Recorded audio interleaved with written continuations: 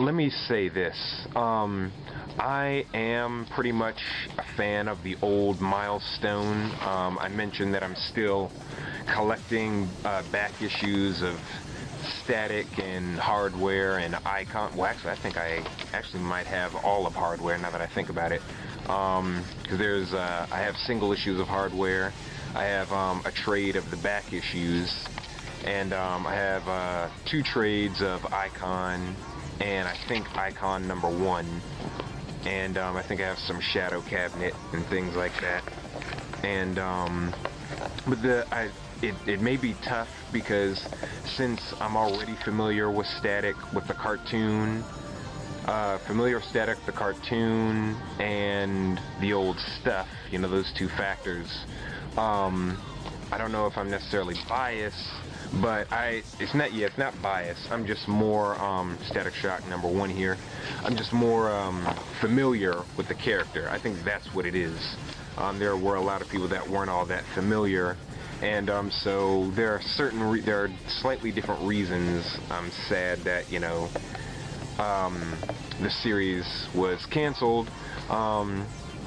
But that's where some of my opinions came from about how I thought the story could sell and could do well, because there's, you know, some rich backstory as far as supporting characters, and Static was always really cool to me, even when he was just being Virgil, because, you know, he was called the Spider-Man of Milestone, and with the new DC relaunch he was called the the Spider-Man of DC, and he really did have that potential of just being, you know, a regular Joe who's got problems, but he uses, you know, brains over brawn, and he just, you know, he had a rich personal life, as well as, you know, dealing with challenges and things. It was fun seeing Static deal with challenges when he was in costume and when he was just Virgil.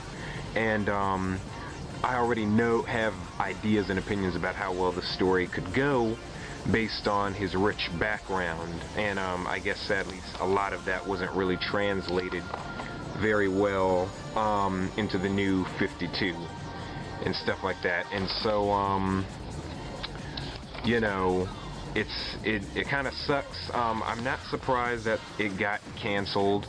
I was just hoping that, you know, it wouldn't.